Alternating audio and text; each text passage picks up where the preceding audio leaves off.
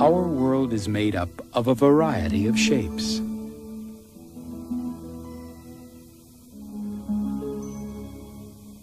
Often their beauty is the outward appearance of an underlying structure. What forces determine the shape of our natural world?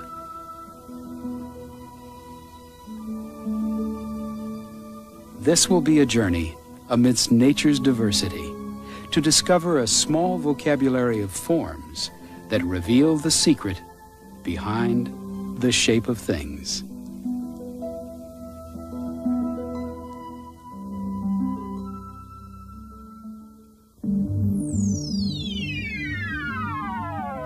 Major funding for NOVA is provided by this station and other public television stations nationwide. Additional funding was provided by the Johnson & Johnson family of companies supplying healthcare products worldwide.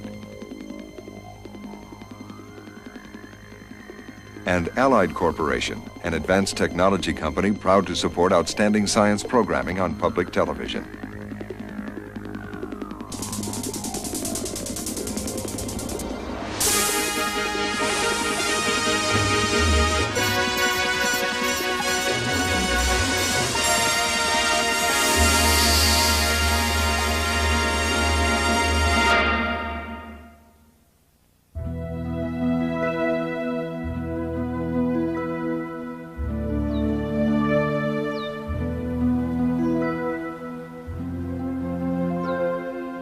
Nature is a kaleidoscope of shapes.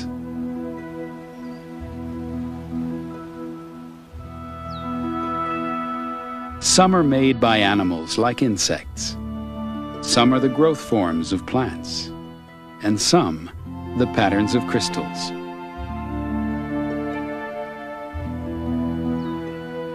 The same basic shapes appear again and again. Is it coincidence? Or is it because each of these shapes works in some unique way?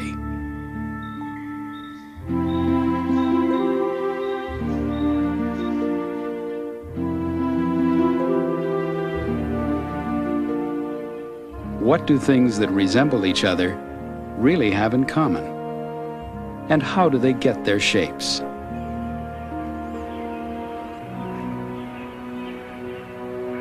This will be a journey of discovery through familiar natural surroundings, beneath the surface of things, and into the way different forms are made. It isn't always obvious, but there may be a pattern in the way a river bends, and in the way trees are spaced in a forest, and in the way lilies grow in a pond. Whatever the process may be that leads to form, one thing seems clear. Natural things produce many variations on a few basic themes, for nature is a maker of shapes.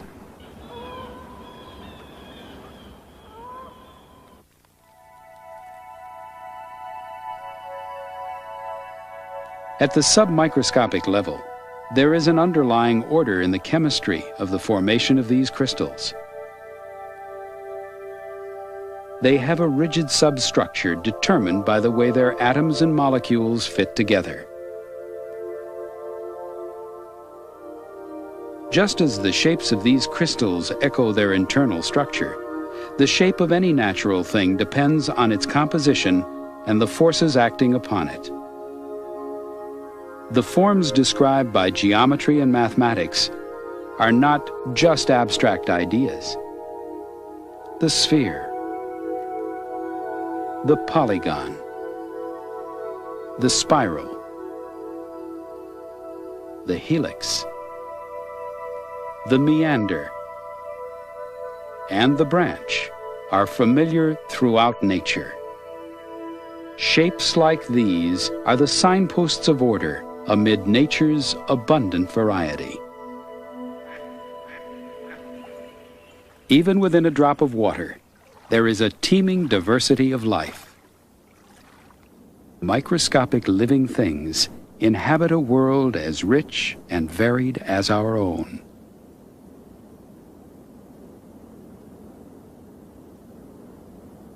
These are spherical colonies of individual algae called volvox. The sphere is a common shape for very small organisms that live in water. Seen with a standard microscope, the skeleton of this marine creature is barely discernible. But magnifying it thousands of times shows that it's not only a sphere, but that it's a complex structure made of many parts. This dome is only one of the hundreds of individual lenses in the eye of a horsefly. These tiny hemispheres have grown together in a pattern of repeating units covering nearly all of the fly's head. This remarkable compound eye lets the insect see in many directions at once. Polygons, including triangles and hexagons, are the basic structural unit in the skeleton of this tiny marine organism. These shapes are formed by intersecting struts of glass-like silica. On a far larger scale, but extraordinarily similar in structure, the skeleton of this glass sponge is several inches long.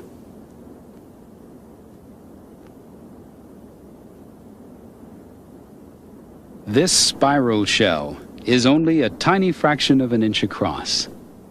The shells of many mollusks throughout the world have a similar shape. They build their protective armor with near mathematical precision, creating the ever-expanding curve of the spiral. Some spirals make many turns, and some, like this Argonaut egg case, make only one.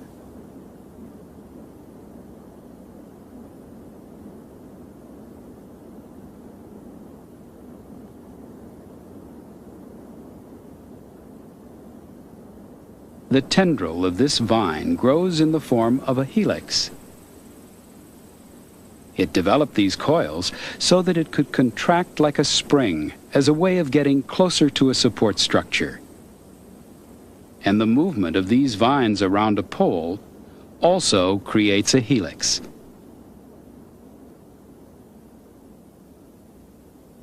The meander is a regular repeating curve that rivers form as they flow across the landscape. And in a shape similar to flowing water, a snake too moves in meanders across the ground.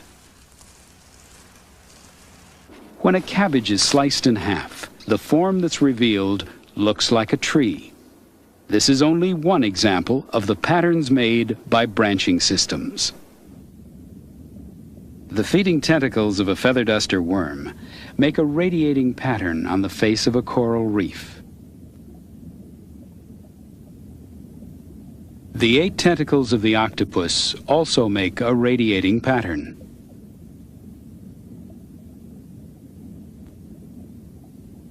Living things do not necessarily keep the same shape. They often change as they grow.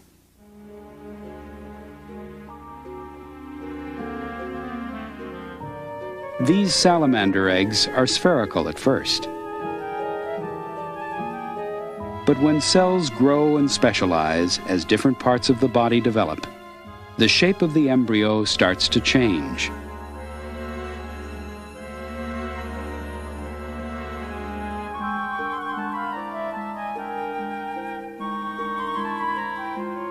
The form it now begins to assume is a shape suited to its environment. It's molded by millions of years of evolutionary trial and error.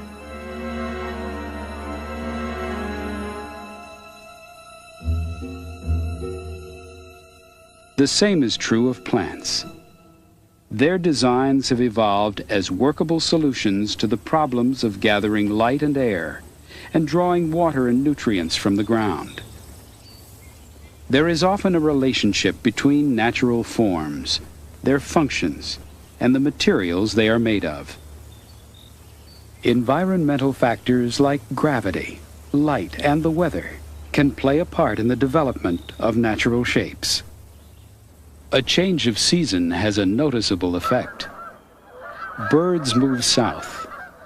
Plants become dormant. And as it gets cold, the water in the pond and in the air undergoes a change of state, and with it, a change of shape and structure. Water vapor changes to frost on these seed pods.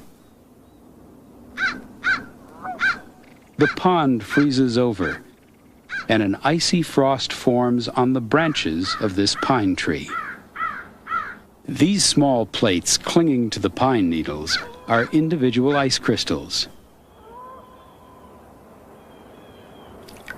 When water freezes, sheets of crystals come together in a seemingly irregular pattern. But ice has an inner structure that begins at the molecular level. This represents a water molecule. The movement of the molecules is slowed down by the cold, so if they get close enough, they will bond to each other. The magnet-like attraction between them makes them fit together so that they form six-sided shapes, hexagons. The molecules fit into the assembly like the pieces of a puzzle.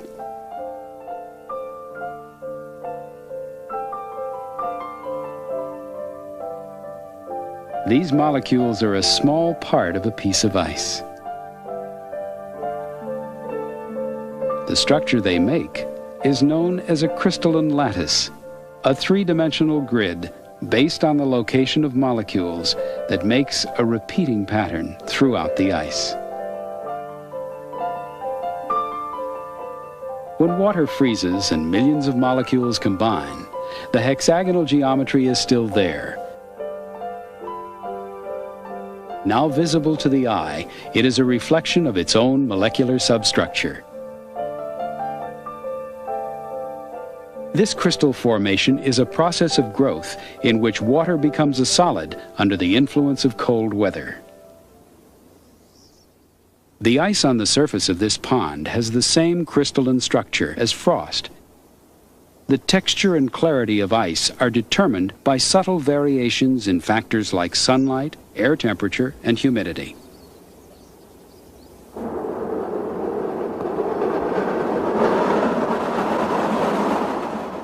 When turbulent winter storm clouds gather and the temperature begins to drop, the water vapor in the clouds freezes, forming small particles of ice that fall as snow.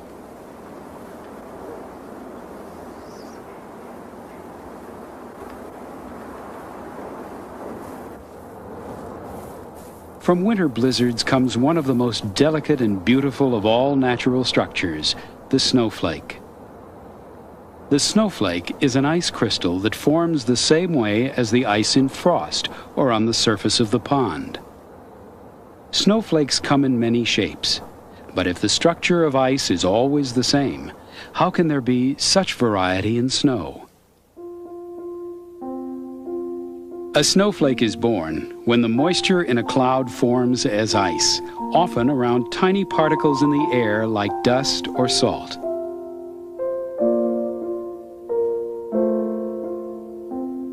True to the hexagonal geometry of its molecular lattice, the disk grows into a hexagon.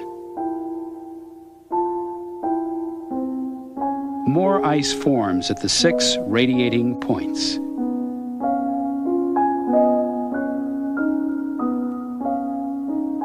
Variation in conditions of the immediate surroundings lead to variation in shape. A branching pattern like this is most common when it's around 6 degrees Fahrenheit in the cloud. But even so, it is unlikely that any two snowflakes are alike because no two snowflakes form under absolutely identical conditions. When the humidity in the cloud is low, more plate-like hexagons like these tend to form.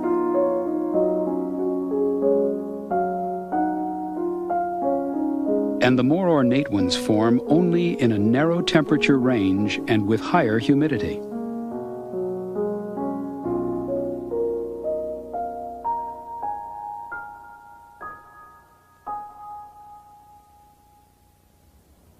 As different as they may be, ice and trees both create branching patterns. The patterns come from the way the environment affects the materials they're made of and the way they grow. Entirely different influences may govern the growth of ice and plants, but they often end up with similar forms. such as the radiating spikes on these seed pods and on Queen Anne's lace. Even though natural objects are made of different materials, they can have related forms. And a single material can assume different structures under different circumstances. When water is frozen, it becomes ice. When subjected to other conditions, water makes other shapes.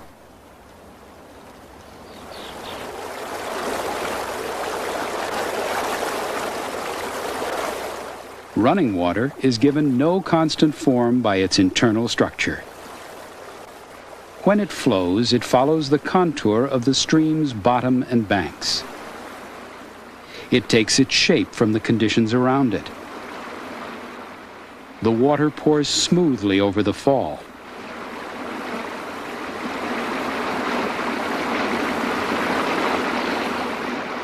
The turbulence below tosses water into the air. The water separates into a fine spray of many drops. The smallest ones are almost perfect spheres. We know that water forms drops, but why should drops form spheres?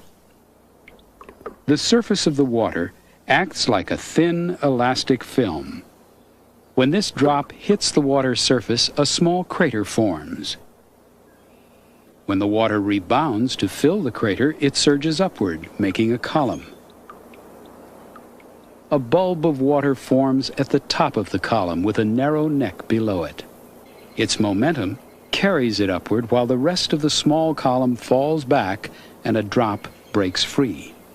The film on the surface of the drop contracts, forcing its contents into the most compact shape that fluid can form, the sphere.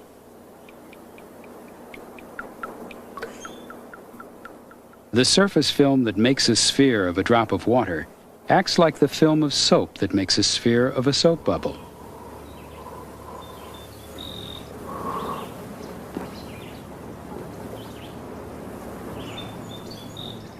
This bubble is a skin of water and soap stretched around a volume of air. The air is as formless as the water, so the film around it tightens until it has packaged the air as compactly as possible. A sphere uses the least amount of surface material to enclose a given volume. Drops so small that their own weight doesn't distort them become perfect spheres. This drop is too large for surface tension to draw it into a sphere. But because of its relative strength, the surface film can be an impenetrable barrier to very small creatures like this copepod. Bubbles and drops are shaped by their size and by the tension in their own surfaces. Many living things, such as fruit like cherries and crab apples, also resemble spheres.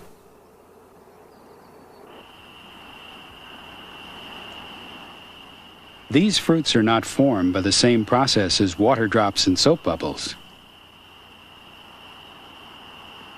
And it is often less clear what the relationship is between their form and their function, or what advantage there is in these shapes. But there is a definite advantage in the form of these mallard duck eggs. Their oval shape is curved, somewhat like a sphere, and their shells make strong and efficient packages for the embryo inside. This is the edge of an eggshell highly magnified.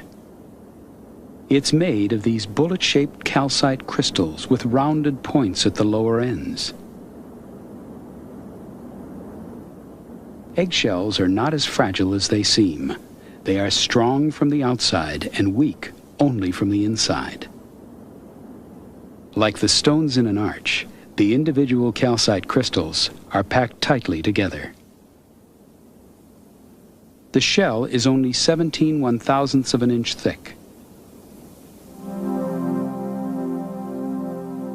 When pressure is applied to the outside, the shell works like the arch in a bridge that carries the load to each side.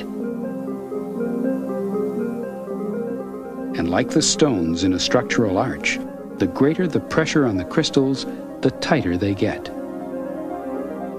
The shell is strong enough to support the mother duck. It can also support 24 aunts, uncles, and cousins, more than 50 pounds of ducks. The shell can withstand pressure from the outside, but a duckling, pushing from the inside, doesn't pack the crystals together, it forces them apart, and the shell breaks. The eggshell works. It's a shape that protects its tenant and then yields when it's time for the duckling to emerge. Architects and engineers have discovered the strength and efficiency of these rounded shapes. They have been making domes for thousands of years and are still building variations on the basic theme illustrated by the egg. A very small surface area for a given volume, a light structure with a rigid shell.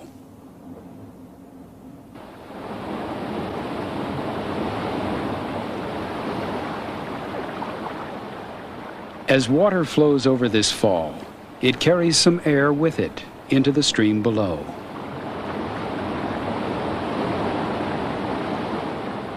The air rises to the surface as bubbles, and when they are packed tightly together, they make a froth, an integrated system of rounded polygons forming partitions. Seen in 2 dimensions like this, the partitions join 3 at a time. Here's one 3-way joint. Here's another. Here's another. They enclose a 6-sided figure. It's hexagonal, as are most of the bubbles on the surface of this froth. It's shaped like an ice crystal, but it doesn't come from freezing. It comes from the physical pressure of bubbles crowding together. Single bubbles made like this start as hemispheres.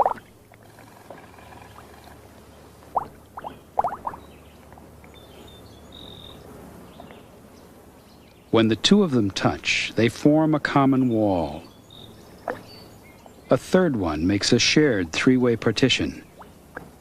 Resting on the surface of the water like this, there will never be more than 3 around a single joint. Each bubble keeps its original amount of air, but partitions are shared, so less surface area is needed to enclose the same amount of air.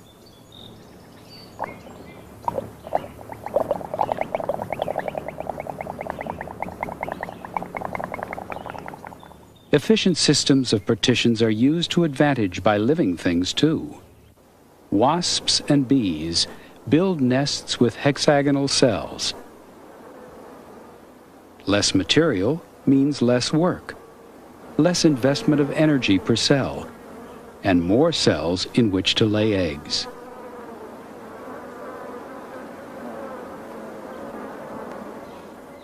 The network of veins in this leaf uses 3-way joints, meaning relatively short distances for the fluid to travel.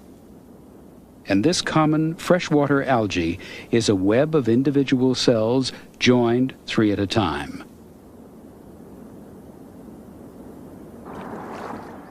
The hull of a rowing scull barely disturbs the calm surface of the water.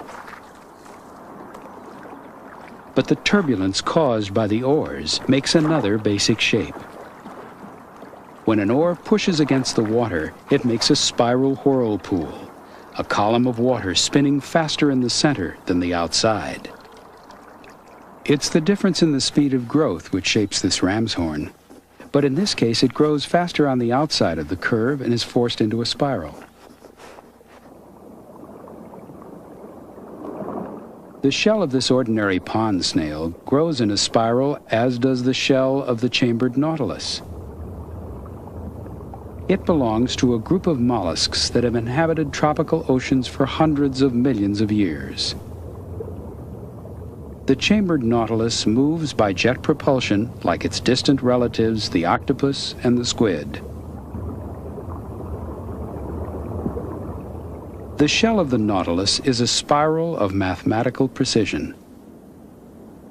The process of growth that generates this form is elegantly recorded in its interior structure. It may live for 20 years, though it's not certain how often it makes chambers. Each one is about 6% larger than the one before it, but they are all the same shape. As the nautilus grows, it creates chambers by secreting calcium carbonate, which gradually accumulates.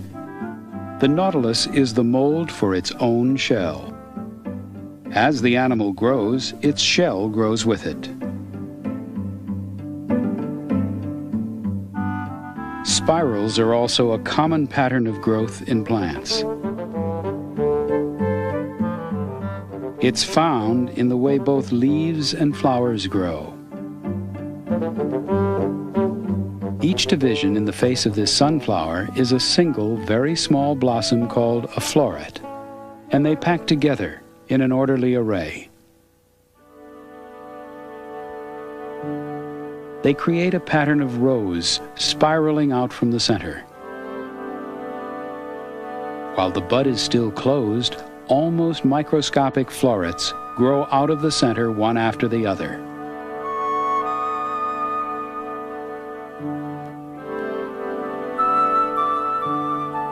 Although it appears as if the newer florets are added to the outer edge, in fact they originate in the middle. As new ones grow in, they force the older ones to the outside. The florets all grow at the same rate, and as they grow, the spiral pattern grows with them.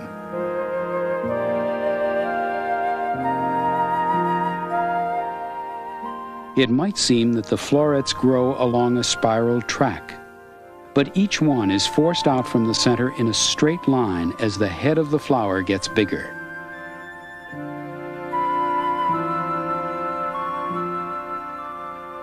The reason that the pattern is preserved is that though the florets are of different sizes, they all grow at the same rate. If they were growing at different speeds, the pattern would be distorted. All composite flowers, whether they are sunflowers or daisies or their relatives, have heads that are made of separate florets. The florets on the outside are older. Like the chambers of the nautilus, all the florets are the same shape, but of different sizes. The order of their growth makes the spiral pattern, just as the tight wrapping of a young fern and the increasing size of the leaves on this succulent plant are ways of growth that make spirals.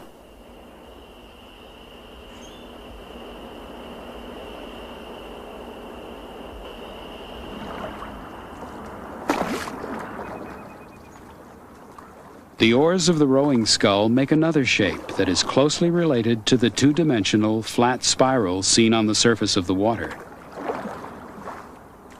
The part of the whirlpool that reaches down into the water is a helix.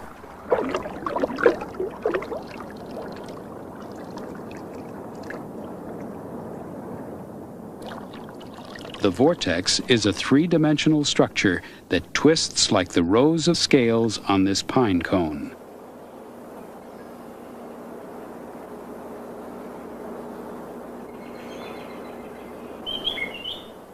A pea vine climbs by wrapping itself around a pole, and in the process makes a helix.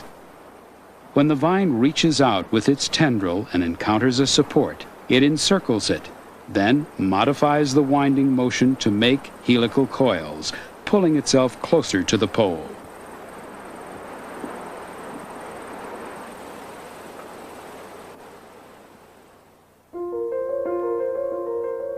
The uneven bonds between these pairs of molecule groups cause the layers to rotate slightly as they stack, making the double helix of the DNA molecule, the substance that transmits genetic information in living things.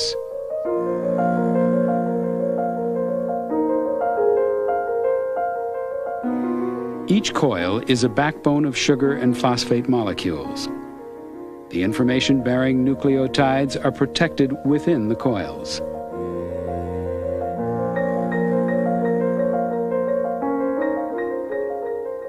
A single strand of human DNA, coiled like this, can be 50 million times longer than it is wide.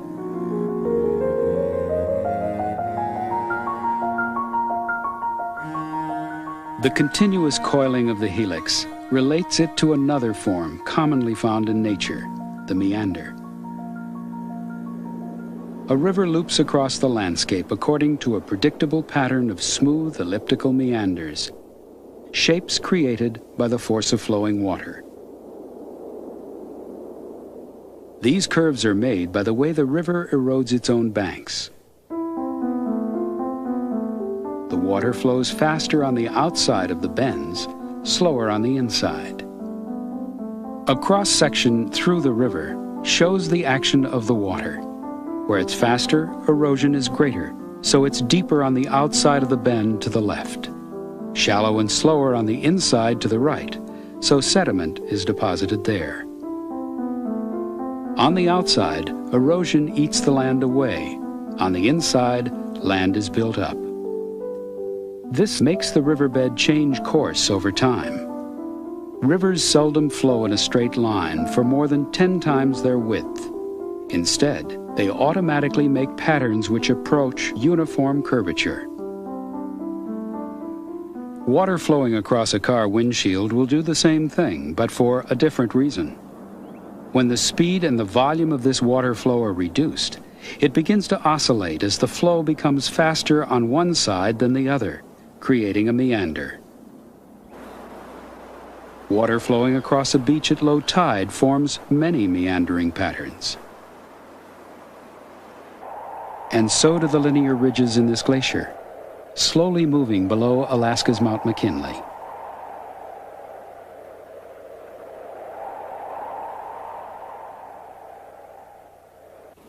There is another group of growth patterns.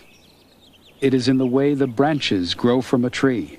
It's also in the way florets radiate from a clover blossom, and in the way networks of vessels grow in animals or in leaves. The branching system is best understood if it's seen from the beginning. When this sunflower seed senses the right combination of heat, moisture, and light, it germinates.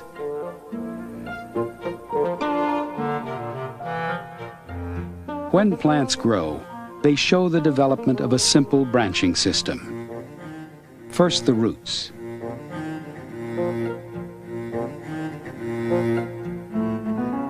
The young plants are sensitive to the force of gravity. It guides them toward a vertical position. Their roots can find the way to water, and their leaves the direction of the sun. Sources of food and energy attract branches. Leaves develop an internal branching pattern for distributing nutrients. And groups of leaves form variations on branching patterns.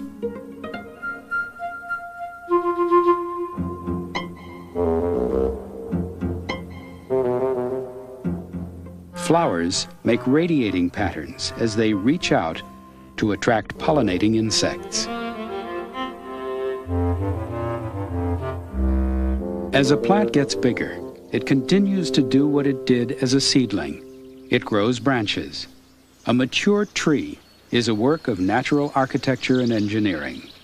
This tree has tens of thousands of leaves and must grow a massive armature of wood to support them. The leaves themselves have branching systems that collect the sun's energy and through photosynthesis produce food for the tree. Since the wooden structure must be strong enough to withstand the elements, trees have ways of branching that are ingenious solutions to structural problems. A lot for making furniture. This is a black oak, and if you look up at the branches, you'll see what we call a habit, the branching pattern of the tree. Some trees branch very low to the ground, and the other ones will wait until they get up higher and branch. Branches must support their own weight as well as their leaves. Wood is heavy, so to lessen the stress on the tree, the less used, the better. This is a diagram of evenly spread leaves. There are many ways for the leaves to be joined to the trunk. An explosion pattern. A double explosion pattern. Bilateral symmetry. Branches made of forks or three-way joints. How do these four patterns work as models for some common hardwood trees like oaks or maples? In this explosion pattern, each leaf would have its own branch, and the combined length of them all would be long. A lot of wood for a tree to support, so not economical as a tree design. But if these branches are the florets of a buttonbush flower, the scheme works pretty well. It presents a dense array of tiny flowers to attract pollinating insects.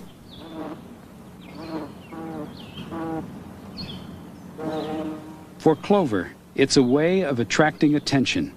For the seed case of the cocklebur, it's a way of deploying hundreds of clinging barbs. A double explosion pattern reduces the overall length of the branches, but still a lot of heavy wood to be supported far from the trunk, especially if the limbs get overloaded with snow. But for wild parsnip, this design distributes small blossoms over a large area, possibly making them more noticeable to pollinating insects. Because of its small size, the scheme doesn't strain this plant as it would a much larger tree. A close relative, Queen Anne's lace, uses the same structure. The goat's beard flower makes an explosion pattern of seeds. Each seed has a secondary explosion pattern for a parachute. If the main branches have the same number of minor branches evenly arranged on each side, the overall amount of wood is even less, a favorable savings in material and a branching pattern used on some trees. You can see it in the profile of many evergreen trees, in the organization of their individual branches, and in the way the needles grow from them. This fern is made of rows of minor branches. Each of these is made of rows of leaves, and each of these is made of rows of veins. The smaller parts of this fern are models of the whole.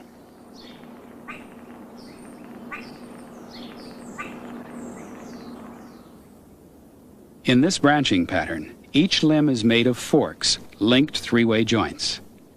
The overall length of the branches is the lowest of all four models. This means the least weight to be carried and the shortest distance for fluid to travel from the roots to the leaves. A single limb on a maple tree is a series of three-way joints.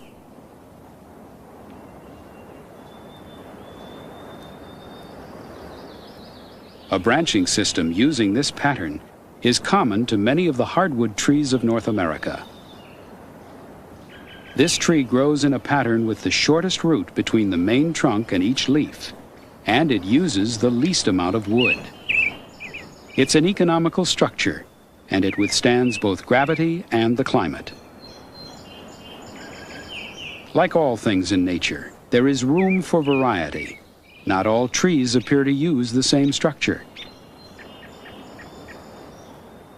Both the trunks and the branching systems of trees adapt to local circumstances and have their own individuality.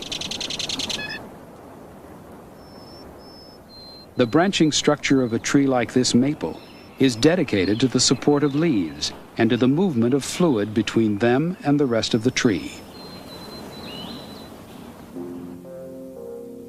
Although wood seems solid, a microscopic view shows that it's actually made of thin partitions of cellulose. The fluid moves through these bundles of tubing. They form a substructure of polygons like the ones made by the bubbles in a froth.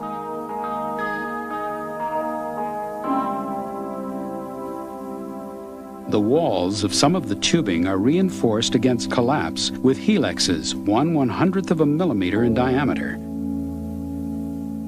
As the stem grows, these coils can stretch without losing their strength. If a piece of oak is cut across the grain, it reveals a cross-section of the tubing in its circulatory system.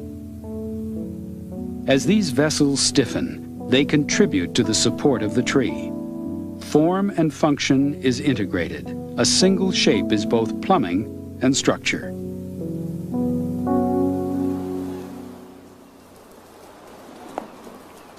I'm going to give you each a leaf, and we're going to try what we call a leaf rubbing, okay? What I want you to do is put it underneath your paper and make it nice and flat, and then pick just one color crayon, one that you like the best. Here, you can finish your other pictures out. Make sure that it gets nice and flat underneath here. A leaf is a microcosm of a tree. It has major veins radiating from the stem, and each one has tributaries leading to a lacy network dividing the surface into sections.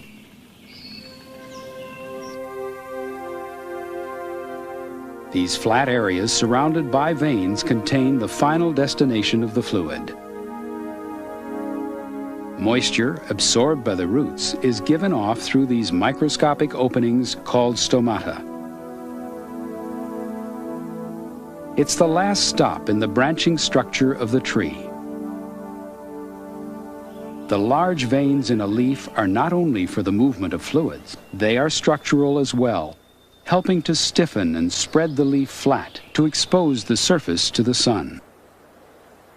The process of evolution responsible for the forms of branches, leaves, and wood has also helped to determine the designs of seeds. Maple and ailanthus seeds, which are spread by the wind, have propeller-like blades. Sharp spikes keep animals out of these horse chestnuts before they ripen. And even though they're also toxic, squirrels will still collect and bury them, as they do with acorns and berries. Fruit and seeds are produced when flowers are pollinated. Flowers are the reproductive organs of plants. The individual florets in this sunflower open up. When insects come to gather the pollen, they fertilize the florets with pollen from another flower. Every fertilized floret becomes a seed containing an embryonic plant. The forms that seeds take are related to various strategies for distribution. One ailanthus tree produces thousands of seeds a year. Each seed is a helix, an aerodynamic form twisted like a propeller that keeps it airborne for wide dispersal by the wind.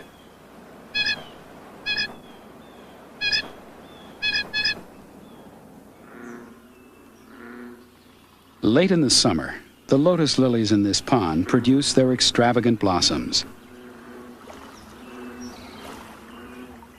After pollination by insects, each one grows a cone-shaped pod with young seeds in the middle.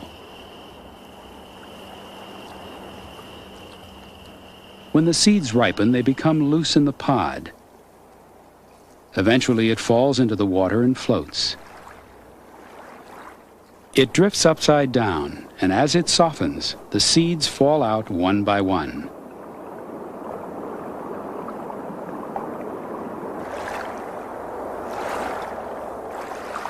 Like the seeds in the individual pods themselves, the cones pack against the shores of the pond by the thousands. As they are blown back and forth, they drop seeds all over the bottom where they will wait until next year, or sometimes for many years, before taking root. As the pod of the milkweed dries, it shrinks.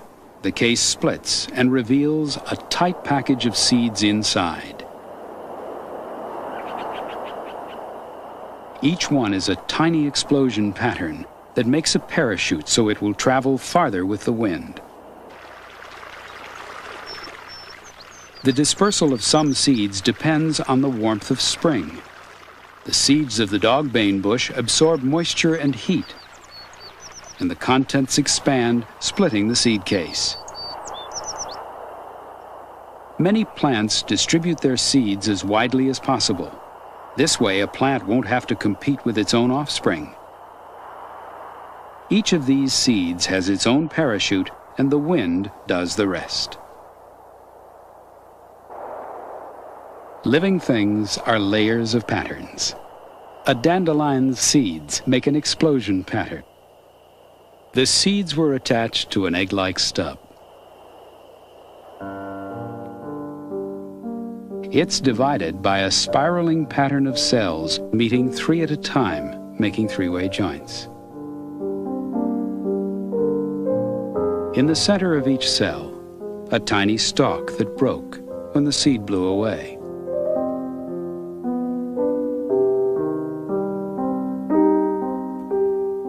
And on the head of the stalk, a grouping of smaller cells made by the tubing that once brought nutrients to the seed. And so it goes, patterns made of other patterns, repeatedly layered one upon the other.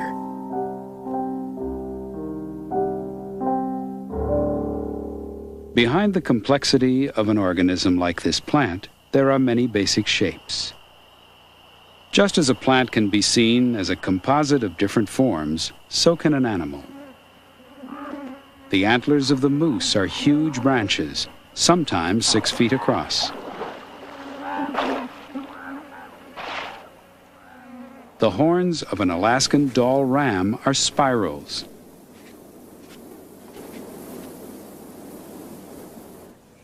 This king snake moves in a meandering pattern.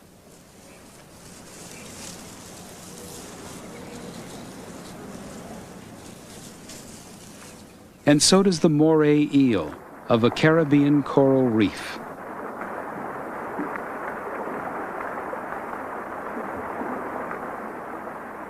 This porcupine fish inflates itself into a sphere like a balloon. And the bony plates of the cowfish make a honeycomb of polygons. But these forms aren't always so easy to perceive. A bird is a complex but highly organized system that depends on the integration of simpler forms to meet the demands of its way of life.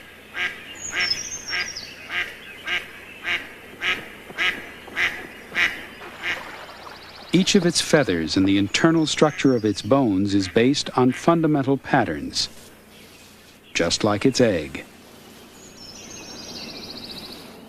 These eggs are strong enough to take the weight of the mother duck. They are also made with an efficient use of material and minimized surface area, reducing heat loss. While this mallard's young are in their eggs, patterns are developing that not only sustain life, but also anticipate the emerging adult form.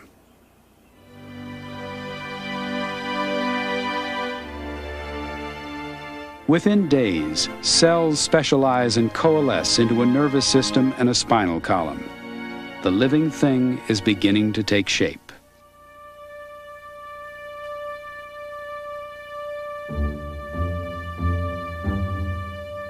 Blood cells form, and with them, the cells for veins and arteries.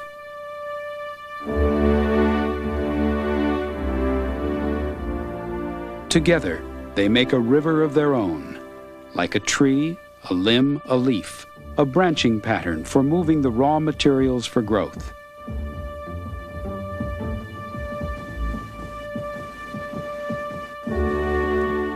It is the simplest way for all parts of a growing embryo to be nourished.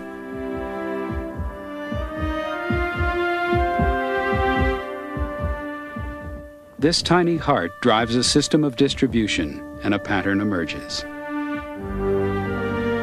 At the center, the vessels are biggest, as they are in a leaf, the flow greatest. At the extremities, like the smallest veins in a leaf, the capillaries, reaching every single growing cell. The heart pumps the blood that connects the source of food in the yolk with the growing embryo. The system carries blood to the interface with the porous shell, where carbon dioxide is exchanged for oxygen.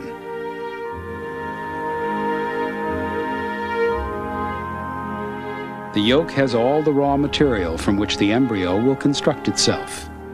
It has 28 days to grow all the systems it will need to break free and survive in the world outside.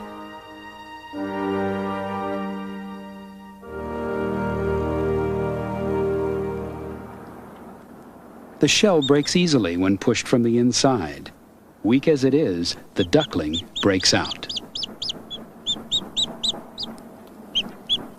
It's an extraordinary process.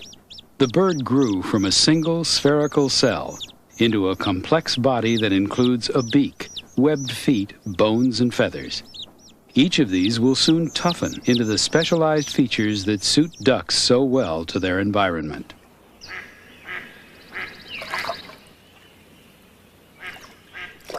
Ducklings are able to swim within days of hatching, but they won't have the strength to fly for several weeks, for flight puts great demands on a bird's structural integrity. 50% of the weight of a 2.5-pound mallard is in its flight muscles, but its skeleton weighs only 4 ounces, barely 10% of its total weight. A bird's skeleton must give maximum strength for minimum weight, or it could never fly. So its wing bones are hollow. Their walls are internally buttressed with a forest of rigid branching structures.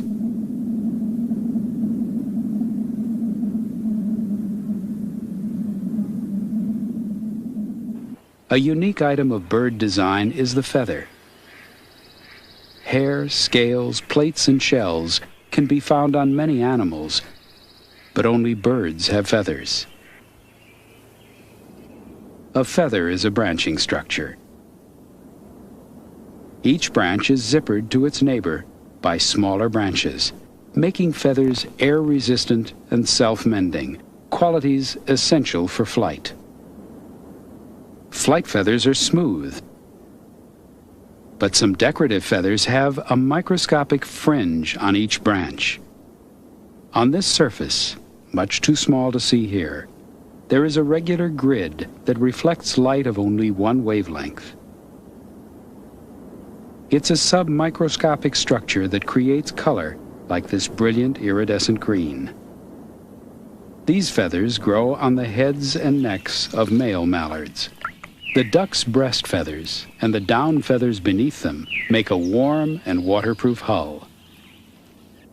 Down is an excellent insulator because its branches are finer and farther apart than those of other feathers. These spaces make room for warm air next to the duck's body. In its simplicity, the feather has great versatility, a structure for warmth, a structure for color, and a structure for flight.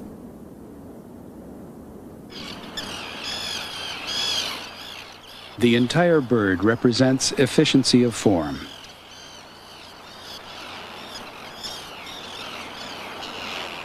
It is streamlined to move smoothly through the air. With powerful muscles mounted on the lightest possible skeleton, it is the swiftest of animals.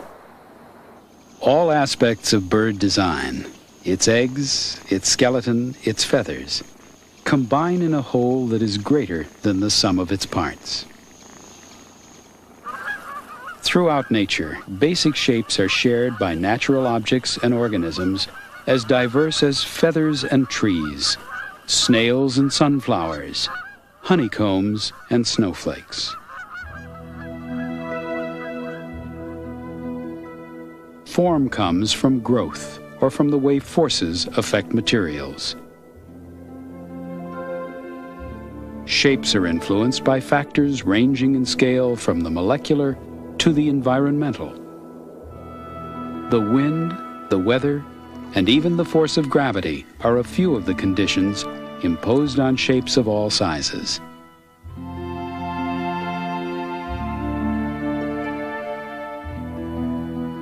But these constraints are not necessarily limitations. They are opportunities for new variations on old themes. Their beauty is the outward appearance of orderly structure. Basic shapes are only the beginning of the story. They lead to an understanding of structure in all living things, because they are often the building blocks of more complex organisms. The need to conserve energy creates order. Disarray is wasteful of the materials and energy with which life confronts the environment. It is not always apparent why things are shaped the way they are, but nature is constantly creating similar forms over and over again. Within the diversity of nature there is order, and as the home of life, Earth is the planet of shapes.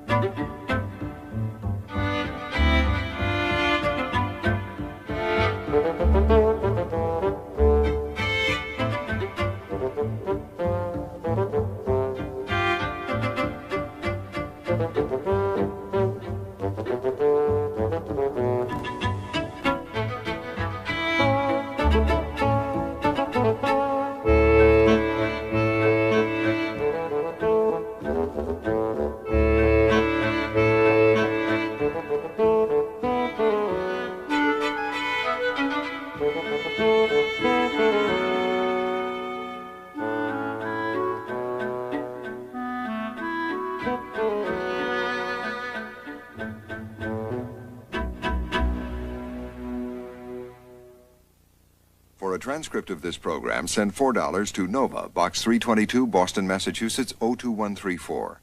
Please be sure to include the show title. Major funding for Nova is provided by this station and other public television stations nationwide. Additional funding was provided by Allied Corporation, an advanced technology company proud to support outstanding science programming on public television, and the Johnson & Johnson family of companies, supplying healthcare products worldwide.